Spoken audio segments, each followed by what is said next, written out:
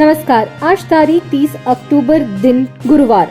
मैं हूं पूनम ऋतु सेन। आप सुन रहे हैं द लेंस का न्यूज पॉडकास्ट राउंड अप, जहां होंगी खबरें देश दुनिया की और आखिर में होगी खबर खास। समाचार वेबसाइट कोबरा पोस्ट ने आज एक सनसनीखेज प्रेस कॉन्फ्रेंस में उद्योगपति अनिल अंबानी की कंपनी रिलायंस एडीए ग्रुप पर गंभीर आरोप लगाए हैं। कोबरा पोस्ट के प्रमुख अनिरुद्ध बहल ने दावा किया कि पिछले 20 सालों में अनिल अंबानी ने सरकार और कॉरपोरेट की मिलीभगत से जनता के 41,000 करोड़ रुपए लूटे। यह घोटाला यूपीए और एनडीए दोनों सरकारों के दौरान हुआ। कोबरा पोस्ट का कहना है कि 28,874 करोड़ रुपए की वित्तीय गड़बड़ी शेल कंपनी और ऑफशोर इकाइयों के जरिए की गई। खास बात यह है कि प्रेस कॉन्फ्रेंस से पहले ही अनिल अंबानी ने कोबरा पोस्ट को कानूनी नोटिस भेज दिया। बहल ने बताया कि यह पहली रिपोर्ट है, ऐसी और कई खुलासे जल्द ही होंगे। अब खबर भारत में वायु प्रदूषण से जुड़ी। 2025 की लैंसेट काउंटडाउन रिपोर्ट ने भारत में वायु प्रदूषण के गंभीर संकट का खुलासा किया है।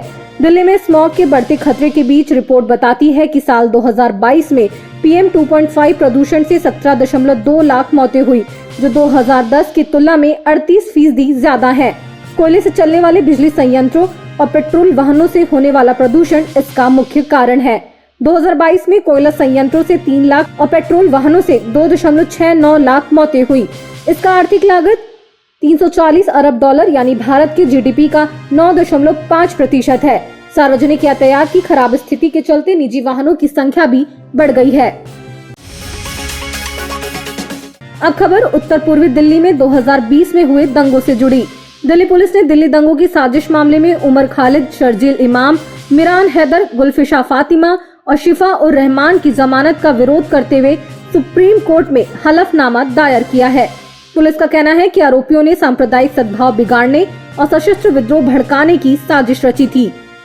हलफनामे में दावा किया गया कि उमर खालिद मुख्य साजिशकर्ता थे, जिन्होंने शर्जील इमाम के साथ मिलकर हिंसा की योजना बनाई और शाहीन बाग, जामिया जैसे विरोध स्थलों को हिंसक बनाने की कोशिश की। पुलिस का आरोप है कि गुलफिशा फातिमा और मिरान हैदर ने हिंसा को बढ़ावा देने के लिए स्थानीय स्तर पर समन्वय किया, जबकि शिफा और रहमान ने धन जुटाकर दंगों को वित्त पोषित किया। पुलिस ने कोर्ट से कहा कि आरोपियों के खिलाफ ठोस सबूत है और जमानत देने का कोई आधार नहीं है। छत्तीसगढ़ की राजधानी में बुधवार देर रात तक दिव्यांग सेवा संघ के बैनर तले निःशक्त जनों ने सड़कों पर जोरदार आंदोलन किया। इस प्रदर्शन ने सियासी गलियारों में हड़कंप मचा दिया। पुलिस ने रात 12:30 बजे तक प्रदर्शनकारियों को हटाने की कोशिश की और आंदोलन के नेताओं को अभनपुर के अस्थायी धरना स्थल पर भेज दिया, जहां उन्हें रात भर ताला लगा कर रखा गया। आंदोलनकारी अपनी मांगों को लेकर गुस्से में हैं और आत्मदाह की चेतावनी दे रहे हैं। उनका कहना है कि 8 महीनों से सिर्फ आश्वासन मिल रहा है, जबकि उनकी कोई मांगे पूरी नहीं हुई। दूसरी ओर प्रशासन का दावा है कि 6 में से 4 मांगे पूरी कर दी गई हैं, बाकी 2 के लिए कैबिनेट की मंजूरी और 2 दिन का समय चाहिए। बिहार विधानसभा चुनाव के लिए पीएम नरेंद्र मोदी आज छपरा और मुजफ्फरपुर में चुनावी रैली की। छपरा की रैली में उन्होंने बिहार की मशहूर लेमन चूस ट्रॉफी को याद करते हुए कहा कि लालू प्रसाद और राबड़ी देवी पर जमकर हल्ला बोला। पीएम ने कहा कि लालू प्रसाद और राबड़ी देवी की सरकारों ने बिहार के उद्योगों को ठप कर दिया, जिसे मढ़ौरा जैसे औद्योगिक केंद्र की मिठास छिन गई।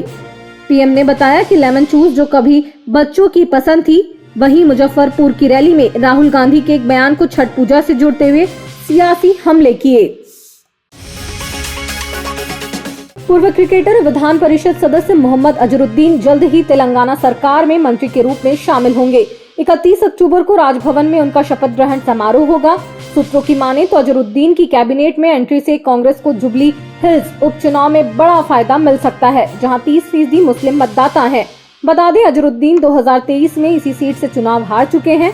उनकी नियुक्ति से तेलंगाना सरकार में मुस्लिम समुदाय को प्रतिनिधित्व मिलेगा और रेवंत रेड्डी की कैबिनेट में अब कुल 16 मंत्री होंगे। और आखिर में खबर जरा हटके में बात शुगर से जूझ रहे लाखों लोगों के लिए नई उम्मीद की किरण की। नागालैंड विश्वविद्यालय के वैज्ञानिकों ने शुगर से पीड़ित लोगों के लिए एक महत्वपूर्ण खोज की है।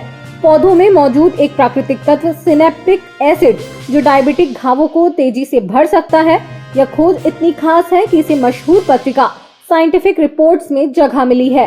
प्रोफेसर प्रणव कुमार प्रभाकर और उनकी टीम ने पाया कि यह यौगिक शरीर में ऊतकों की मरम्मत को तेज करता है, सूजन कम करता है और नई रक्त वाहिकाओं को बढ़ावा देता है। और सबसे मजेदार बात, कम खुराक में यह और भी ज्यादा असरदार है। तो क्या जल्द ही यह दवा मेडिकल स्टोर पर उपलब्ध होगी? वैज्ञानिक अब इसी दिशा में काम कर रहे हैं। प्रकृति और विज्ञान का ये शानदार मेल भारत की मेडिकल रिसर्च को नई ऊंचाइयों पर ले जा सकता है। तो आज के लिए बस इतना ही। कल होगी मुलाकात नई खबरों के साथ। खबरों को विस्तार से पढ़ने के लिए विजिट करिए हमारी वेबसाइट theLens.in। यूट्यूब के अलावा हमारे पेज को एक्स, फेसबुक और इंस्टाग्राम पर भी फॉलो करें। शुक्रिया।